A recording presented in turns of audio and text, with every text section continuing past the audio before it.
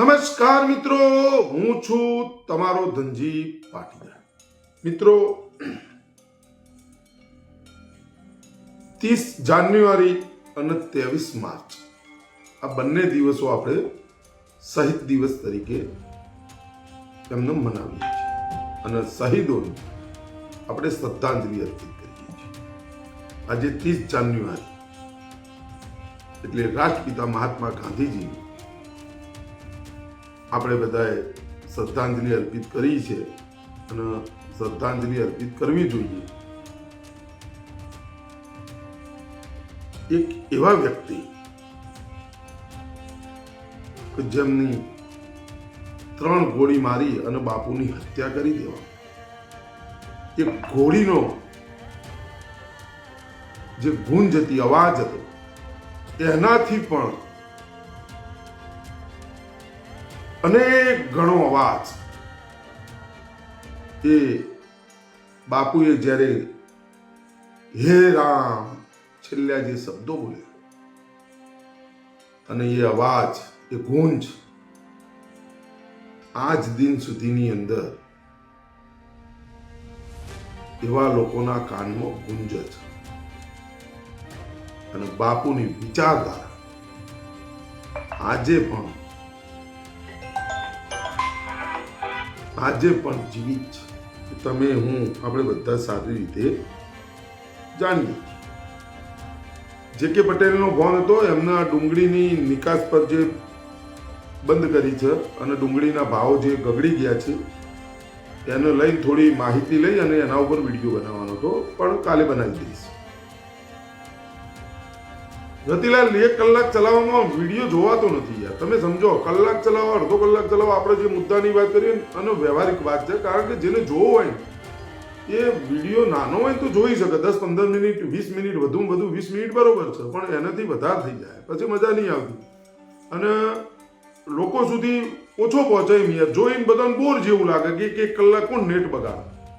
અને વ્યવહારિક વાત હે ને. અને જે સારાંશ હોય પછી એકના એક વાત પછી બીજી વખતે આવી જાય. એટલે કન્ટિન્યુએટ નહીં, એ બરોબર છે આપણે જે કરીએ છીએ. એટલે બાપુને શરીરને તો 3 ગોળીઓ મારી દીધી, પણ બાપુની વિચારધારા આજે પણ જીવી છે. અને 4 ફેબ્રુઆરી 1948ના રોજ બાપુનો જન્મ ક્યાં થયો, બાપુની શું વિચારધારા હતી, બાપુ અહિંસક લડત લડ્યા, બાપુના જે વિચારો હતા, એની કોઈની તાકાત નથી કે બાપુની વિચારધારાને કોઈ મારી શકે. એમની કોઈ, બાપુ તો બાપુ જ હતા. હવે એ રાષ્ટ્રપિતા મહાત્મા ગાંધીજીની હું વાત કરું છું, મોહનદાસ કરમચંદ ગાંધીજીની હું વાત કરું, કે જેમને પુતળીબાઈના કોખી જન્મ લીધો. એ બાપુની હું વાત કરી રહ્યો છું. હું મારા બાપુની એ વાત નથી કરતો, હું કોઈ બીજાના બાપુની એ વાત કરું. કારણ કે બાપુ ઉપર આજે પણ નફરત ફેલાવવાવાળા જે આ વિચારધારા, જે આ વોટ્સઅપ યુનિવર્સિટીની અંદર 300 રૂપિયા ઉપર દાડી ઉપર કામ કરવાવાળા લોકો, અને એક એવી નફરત કે જેની ના પૂછો વાત. અને આપણો પોતાની એવી શરમ આવે, વિડીયો સમક્ષ બોલવા હિંમત નથી. વિડીયો આપણે કહીએ ભાઈ, હમણાં અમારા આ આપણે 21-22 જે પ્રસંગો હતા એ વખતે અમારી ચર્ચા થતી, બાપુનું બોલ, કયા બાપુની તું વાત કરે, કયા બાપુની વાત કરે? એટલે કોઈ રાષ્ટ્રપિતા મહાત્મા ગાંધીજી. શું નામ એમના પિતાજીનું, એમના માતાજીનું નામ શું, કઈ સાલમાં એમનો જન્મ થયો હતો, કોને એમની હત્યા કરી? એ જવાબ ના હોય, રૂપિયાનો હોય. એટલે તારા બાપુએ શું કર્યું, તારા મારા બાપુએ શું કર્યું? એ બાપુના પિતાજી તો દિવાન હતા, રાજ્યના દિવાન હતા. અને તું સમજણો થયો ને, અને તું જેને બાપુ માને છે ને, એ બાપુ જન્મ્યા નતા. એ પહેલા તો બાપુ ત્યાં લંડન ભણ્યા અને બેરિસ્ટર બની સાઉથ આફ્રિકામાં રહી પશુ આવ્યા. અને એ બાપુએ એ વખત સૂટ બૂટ બધું પહેરી દીધું હતું. અને બાપુને ખબર પડી જઈ કે આ દેશનું જેનેટિક જ એવું, તો હું સૂટ પહેરીને ફરોય ને તો કોઈ સમજ છે નહીં. આ સૂટ મારે ઉતારવો પડશે અને મારા ધોતી ઉપર આવવું પડશે, તો જ આ બધા લોકો સમજ છે. નહીં તો આ દેશ જલ્દી સમજાયો નહીં. બાપુએ રોજ ટેસ્ટિંગ કર્યું, રોજ બધાને સમજાવતા જાય. ત્યારબાદ અને બાપુના પરમ ભક્ત જો કોઈ હોય તો એ સરદાર વલ્લભભાઈ પટેલ સાહેબ છે. બાપુની જ્યારે હત્યા થઈ એ વખતે સરદાર વલ્લભભાઈ પટેલ સાહેબ દેશના ગૃહમંત્રી હતા. એમના ઉપર પણ આક્ષેપો પ્રતિ આક્ષેપો થયા, કારણ કે બાપુ જેવા વ્યક્તિની હત્યા થઈ જાય તો આક્ષેપો પ્રતિ આક્ષેપો થવાના જ. અને સરદાર વલ્લભભાઈ પટેલ સાહેબે રાજીનામાનો લેટર પત્ર લખીને તૈયાર કર્યો હતો. એટલામાં જવાહરલાલ નહેરુજીનો પત્ર આવે છે અને એમને કહેવામાં આવે છે 4 ફેબ્રુઆરી સરદાર વલ્લભભાઈ પટેલ સાહેબને સમાચાર મળે. કોઈ આટલું બધું આધુનિક નહોતું, કોઈ ફટાફટ બધા સમાચારો મળી જાય. દિલ્હીની અંદર બાપુની હત્યા થઈ બિરલા હાઉસ સંકુલમાં દિલ્હી, અને સરદાર વલ્લભભાઈ પટેલ સાહેબને સમાચાર મળ્યા. પોતે દુઃખી થઈ ગયા અને 4 ફેબ્રુઆરી 1948ના રોજ RSS પર બેન મારી. અને સરદાર વલ્લભભાઈ પટેલ સાહેબની એ વાત તમે જો આખી હોબળી જો ને તો તમને પોતાને ખબર પડી જશે કે આ લોકોની વિચારધારા શું હતી. સ્ટેચ્યુ ઓફ યુનિટી કેમ બનાવવામાં આવ્યું છે? આ સરદારના જે પ્રેમી છે ને એમને કહું છું, સ્ટેચ્યુ ઓફ યુનિટી કેમ બનાવવામાં આવ્યું છે તો તમારે વિચારધારાને સરદાર વલ્લભભાઈ પટેલ સાહેબ જેવા વ્યક્તિએ કે જેઓ બાપુના પરમ ભક્ત, જેમ ભગવાન શ્રી રામના પરમ ભક્ત હનુમાન દાદા હતા, એવી રીતે રાષ્ટ્રપિતા મહાત્મા ગાંધીજીના જો કોઈ પરમ ભક્તો હોય તો એ સરદાર વલ્લભભાઈ પટેલ સાહેબ હતા. સરદાર વલ્લભભાઈ પટેલ સાહેબે બેન મારી દીધું RSS અને ઘણા એવા નિયમો બનાવી 1.5 વર્ષ બાદ જવાહરલાલ નહેરુજીના કહેવાથી ભાઈ આપણે ક્યાં સુધી આ બેનને મારી રાખી, અને પછી એ બેનને એવા નિયમો બનાવી શરતો કરી અને પછી એ બેનને ઉઠાવો. એ બધું સમજવું પડે, પણ એ વોટ્સઅપ યુનિવર્સિટીથી દૂર જઈ માણસ બનવું પડે. અને અત્યારે જે ચલાવવામાં આવ્યું સરદાર વલ્લભભાઈ પટેલ સાહેબનું કોંગ્રેસે અપમાન કર્યું, આ કર્યું, ઢીકણું કર્યું, પૂંછડું કર્યું. સરદાર પટેલ સાહેબનું કોઈ અપમાન જ ના કરે એટલે એમનું નામ સરદાર હતું. સરદાર વલ્લભભાઈ પટેલ સાહેબ અપમાન સ્વાભિમાનને ગીરવે મૂકીને કોઈ કામ કરવા માંગતા જ નથી. અને સરદારના નામો અત્યારે જે ડખા ચલાવે, પોગ્રામો, લાખો કરોડો રૂપિયા, સરદાર આવા હતા જ નહીં. સરદાર તો કિસાનોના નેતા હતા. 3100 કરોડ રૂપિયા સ્ટેચ્યુ ઓફ યુનિટી બનાવી દીધી. ત્યાં જેમની જમીનો હતી એ જમીનો વાળા બિચારા અત્યારે તો સ્ટેચ્યુ ઓફ યુનિટી એ બધું કોઈ પાણીની બોટલ વેચી રહ્યું છે, કોઈ ફળફળાથી વેચી રહ્યું છે, કોઈ આ વેચી રહ્યું, કોઈ તે વેચી રહ્યું છે. એમને બિચારાને મુઆવજો મળે છે. અને સરદારના નામો લાખો કરોડો રૂપિયાનો નાટકો કરી તોતિંગ બનાવી દેવાનો સરદારના નામ, અને એવી તમારા ઉપર છાપ છોડવામાં આવી રહી છે. અત્યારે નરેન્દ્ર મોદી જે કાર્યાલયમાં નાના મોટા ત્યાં ભણ્યા, જે યુનિવર્સિટી એમની ગણો, સ્કૂલ ગણો, કોલેજ ગણો, જે ગણો એ નાગપુર છે. અને સરદાર વલ્લભભાઈ પટેલ સાહેબને તમે સમજી જશો અને RSSની વિચારધારા 1925થી સમજી જશો અને સરદાર વલ્લભભાઈ પટેલ સાહેબે બેન કેમ માર્યો આ સમજી જશો એટલે તમને સ્ટેચ્યુ ઓફ યુનિટી કેમ બનાવવામાં આવ્યું, સરદારની છાતી ઉપર જે જગ્યા છે અહીંયા એ જગ્યાથી જે સ્ટેચ્યુ ઓફ યુનિટી ગયા હોય એ ખાલી એટલું મગજમાં વિચારજો કે એથી નજારો, છાતીથી, સરદારની છાતીથી નજારો જોવામાં આવે છે અને ત્યાં કૂદવામાં આવે છે.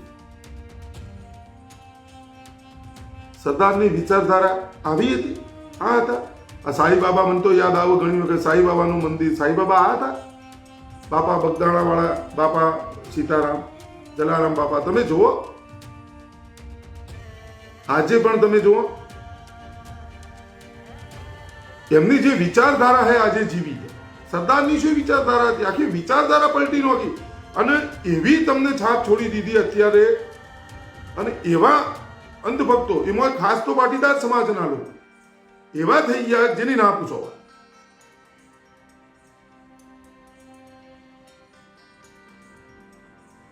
તમે થોડું તો જુઓ, થોડો તો ઇતિહાસ વાંચો. સરદાર પટેલ સાહેબે કોઈ જગ્યાએ એવું નહીં લખ્યું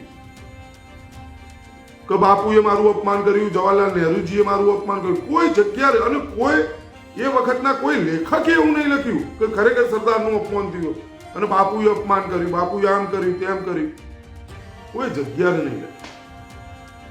ગમે તેમ થોથો વેદો. અને આ તો અત્યારે એવી છાપ છોડી રહ્યા વર્તમાન વડાપ્રધાન શ્રી અને આ મોહન ભાગવતજી એવું કરી રહ્યા છે RSS કે સરદાર વલ્લભભાઈ પટેલ સાહેબની વિચારધારા મૂળ સંઘની વિચારધારા છે આવું બતાવવામાં આવી ગયું.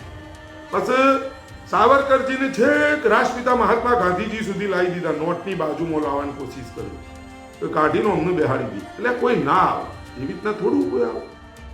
એટલે હમણાં બધા હથકંડા અલગ પડી જોઈએ, કરવા જોઈએ જોરદાર. છેલ્લો એક ટોપિક એ કહું કે સેલ્યુટ કરવાનું મન એ થયું આજે. શ્રદ્ધાંજલિ તો બાપુજીને આપી જ, અને સેલ્યુટ કરવાનું મને એક એ થયું આજે વાત નીકળી એટલે. અને આજે અહિંસક જે લડત હતી મધ્યપ્રદેશની અંદર, જે સરદાર વલ્લભભાઈ પટેલ સાહેબની જે પ્રતિમા ટ્રેક્ટર વડે તોડી પાડવામાં આવી, અને એમાં એ નક્કી એવું થયું છે કે સરદાર વલ્લભભાઈ પટેલ સાહેબની પ્રતિમા તો ફરીથી મૂકવાની છે, સન્માન થયા અને મૂકાઈ દી છે. અને મધ્યપ્રદેશના જે પાટીદાર સમાજના લોકો છે એ લોકોએ પણ બાઇક રેલી દ્વારા મધ્યપ્રદેશના મુખ્યમંત્રી મોહન યાદવજીનું નિવેદન રજૂઆત કરવા માટે છે. અને પાટીદાર સમાજના લોકો જે ગુજરાતની અંદર પણ જે સરદારની વિચારધારા સાથે જોડાયેલા છે એ લોકોએ પણ એક એવો અવાજ ઉપાડ્યો, આવેદનપત્ર આપ્યો, આ કરી તે કરી. અને ચાલુ જ કામ છે. સરદારને સન્માન અપાવવા તો સરદાર સન્માન સંકલ્પ આંદોલન સમિતિની એ દિવસે સરદાર સન્માન સંકલ્પ આંદોલન સમિતિ દ્વારા મિથિલેશભાઈ અમીનની એક વિચારધારા મુજબ તેઓ આણંદની અંદર, કરમસદની અંદર એક એવી પ્રેસ કે હવે બોલશે મતદાર, હું છું સરદાર. અને ત્રણ રાજકીય પાર્ટીના લોકો પણ તેઓ બેઠા હતા પોતપોતાની પાર્ટીઓના ખેસ પહેરી, અને એની અંદર પણ આ લડતને બિલકુલ સમર્થન કર્યું. અને જે પાટીદાર સમાજનો એક સન્માન અપાવવા માટે જે જોમને જુસ્સો ચાલ્યો એનું ફળ મળ્યું. અને એ મધ્યપ્રદેશની અંદર જો સરકારે સાંભળ્યું, એવો ને એવો એક અવાજ ઉઠાવ્યો. અને આપણે ગુજરાતની અંદર કરવાનું છે કે ભાઈ સરદારનું જે અપમાન થયું છે એ તમે સન્માન ભેર પાછું આપી દો, અમારી લડત પૂર્ણ. પણ પહેલો પ્રયાસ પાટીદાર સમાજે, સરદાર સૌના, પણ પહેલો પ્રયાસ પાટીદાર સમાજે. એ બાબતનું હું આજીવન માનું. કૃષ્ણ ભગવાન જગતના નાથ હતા, આ લોજિક જ છે. કૃષ્ણ ભગવાન જગતના નાથ હતા, પણ જ્યારે કૃષ્ણ ભગવાન ઉપર કોઈ ટિપ્પણીઓ થાય તો આહિર સમાજ, રબારી સમાજ, ભરવાડ સમાજ, દરેક સમાજના, એટલે મતલબ એ યાદવ સમાજ, એ બધા સમાજના લોકોએ નીકળવું પડે કે ભાઈ તમે અમારા ઈષ્ટદેવ છે, અમારા ભગવાન છે, તમે એની શું કરવા અપમાન કરો, કારણ શું? તો એ તમે બહાર નીકળો તો થાય. હવે સરદાર વલ્લભભાઈ પટેલ સાહેબની પ્રતિમા તેઓ ફરીથી સ્થાપિત થઈ છે. એ મધ્યપ્રદેશના માગડોન જો પ્રતિમાનું પાડવામાં આવ્યું તો ફરીથી સ્થાપિત છે. બસ આ તમે બોલ્યા તો સન્માન મળ્યું, જો ના બોલ્યા તો ના મળો, સીધો હિસાબ. એટલે એ યુવાનોને સેલ્યુટ છે, વંદન છે કે ભાઈ તમારો અવાજ તો ઉઠાવવો પડશે, જો ખોટું હોય ઉઠાવવો પડશે. અને આપણી વિચારધારા એવી હોવી જોઈએ કે કોઈ પણ વ્યક્તિ હોય કે જેને દેશ માટે કંઈ કર્યું છે, એવા વ્યક્તિની પ્રતિમા હોય, એમના વિશે બોલતા પહેલા આપણે 7 વખત વિચાર કરવો કે ના ભાઈ આપણે લાયક નથી. બાપુનું આપણે ગમે તેમ બાપુનું બોલી દઈએ, અન્ય કોઈ ક્રાંતિકારીને બોલી દઈએ, કોઈને બોલી દઈએ, પ્રતિમાને અડવાની તો દૂરની વાત હોય. વંદન કરતા પહેલા આપણે એમના ચરણ સ્પર્શ કરીએ ને તો પણ આપણે શરમ આવી જો, આપણે લાયક જ નથી. આ તો બરાબર છે આપણે પ્રતિમા છીએ એટલે, નકર આપણે લાયક જ નહીં. કઈ એમનો અડવું, એમનો વિચાર એ આપણે જીવનમાં ઉતારી નહીં શકતા. અને તમે સમજી લો કે આવા બધા પુરુષો સદીઓ પછી જન્મ લે. એ કોઈ એવું નથી, સદીઓ વીતી જોય. તમે જુઓ તો ખરા, બાપુના પરમ ભક્ત, બાપુ એટલે ધોતી ઉપર જીવન કાઢી દીધું. સરદાર વલ્લભભાઈ પટેલ સાહેબ બેરિસ્ટર હતા, અમદાવાદમાં પ્રેક્ટિસ કરતા હતા, અને બાપુની વિચારધારાથી એવા પ્રભાવિત થઈ ગયા, બધું છોડી દીધું. નહીં તો એ તો વકીલાત કરીને એ વખતે 25-30 હજાર રૂપિયા દર મહિને 30-40 હજાર રૂપિયા કમાઈ શકતા હતા.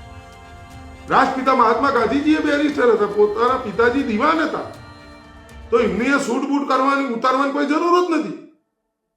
તમે સમજો, એટલે ક્રાંતિકારીઓ 23 વર્ષની ઉંમરની અંદર હસતા હસતા ફાંસી ચડી ગયા. સુખદેવજી, રાજગુરુજી, ભગતસિંહ, ખુદીરામ બોઝ, અને તમે ઉધમસિંહનો દાખલો તમે જુઓ કે જલિયાવાલા બાગના હત્યાકાંડ થઈ, એ દ્રશ્ય એમને નિહાળ્યું. આર ડાયર ને વાય ડાયર ને ચિયા હતા, બે ડાયરો, અને ત્યાં લંડન ગયા અને ત્યાં જઈને એમનું બોલ્યું. આ તાકાત ભારત દેશના સપૂતોમાં છે. આ દેશની મીઠી, આપણે એમનો કોઈ ભારત માતા કી જય એટલે માતા કહીએ છીએ. આ માતાને આપણે રક્ષણ કરવું એ આપણા દીકરાઓ તરીકે આપણું ફરજ. તો માતા કહેવાનો કોઈ મતલબ જ નથી. તમે ભારત માતા કી જય ગર્વથી બોલો તો આપણે એનું માતા કહીએ છીએ. હું તો એમને નહીં બોલતો કદી. હું તો માતા સમજુ છું એટલે લડવું. કોઈ યાર પહેલ્યો આવી અને આ બધું રમણ ભમણ કરી જાય તો પછી આપણે તો આ તો બધું કેવું થઈ જાય વાતાવરણ. અને આપણે 142 કરોડ દીકરાઓ, દીકરા દીકરીઓ બધા છીએ, અને છતાંય તમે આ માતા નું કોઈ અપમાન કરી જાય ગમે તેવો આવી તો એ તો ના ચલવી લે. વાત આટલી છે. એટલે તમે માગ્યા વગર માય ના આપી. તમારે જો ખોટું થયું હોય તો અવાજ ઉઠાવો.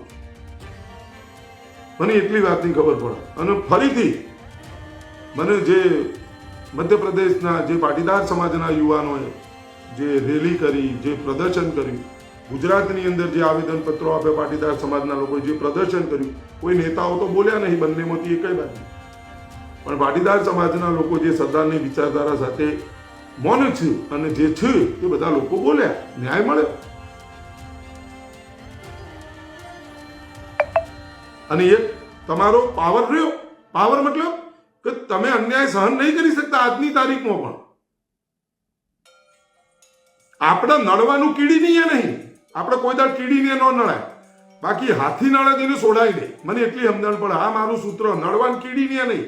કીડી જતી હોય તો આપણે ઉભા રહેવાનું, ભાઈ હા કીડી બેન તમે જતો રહો, અમે પછી જઈએ. નડવાનું કીડીને નહીં, હાથી નડે તો એને છોડવાનું નહીં. કોઈ ગભરાવાની જરૂર નહીં. બોલશો તો બધું મળશે. ઘેર ખાવા બેઠા હોય, મમ્મી હોય તો એનું માગવું પડે. માગ્યા વગર તો માય નો હાલે. માં નહીં કે છોકરો ધરાઈ રહ્યો નો એ આપે, પણ તમે માગો લાવો ભાઈ દાળ ખૂટીએ તો મળે. એટલે ન્યાય સરદાર માટે કે જેમને આપણને અંગ્રેજોની ગુલામીની જંજીરોમાંથી આપણને મુક્ત કરાવે. આ અખંડ ભારતનો ઘડવૈયા છે. 562 રજવાડો સરદાર પટેલ સાહેબ ગયા એટલે આપ્યો એમને. માગવા વાળા અને આપવા વાળા હું હરરોજ બોલું. અને કૃષ્ણકુમારસિંહજી જેમને અખંડ ભારતનો જ્યારે નિર્માણનો વાત કરી અને 1800 પાદર કૃષ્ણકુમારસિંહજી આપીને અખંડ ભારતનો પાયો નખાણો. એ સરદાર વલ્લભભાઈ પટેલ સાહેબે મેં કોઈ ઇતિહાસમાં એવું જોયું નહીં. બંદૂક બતાવી, ડરાયા, ધમકાયા, કશું નહીં. જઈને વાત કરીએ, સમજાયા અને એ અખંડ ભારત બન્યું. નકર હજી એમને રજવાડાઓએ ના પાડી દીધી હોત તો શું એમનું યોગદાન નહીં આ દેશમાં? 562 સરદાર વલ્લભભાઈ પટેલ સાહેબ ગયા તો ભાઈ અમારે નહીં આપો, પણ આપ્યો. એટલે માગવા વાળા ને આપવા વાળા બંને મહાન હતા. અને બંને મહાન હતા એટલે આ ભારત હતા. પેલા પાયો તો તમારે ઘર ઊભું કરતો પહેલા પાયાની વાત આવે. પછી આ રૂમમાં કલર કરાયો ને આ રૂમમાં કલર કરાયો ને આવા કર્યું તે કર્યું, એ તો પસંદની વાત. પણ પહેલા પાયો, ઘર તો ઊભું કરવું પડે ને. પાયો તો મેળી વસ્તુ પાયો. એટલે પહેલો પાયો ખરેખર જેને સેલ્યુટ કરાય, વંદન કરાય એ 562 રજવાડા જેમને અર્પણ કરી દીધો દેશના કાજ, એમનું વંદન. એમને પણ મારે આજે શ્રદ્ધાંજલિ અર્પિત કરી અને કરું છું, વંદન કરી.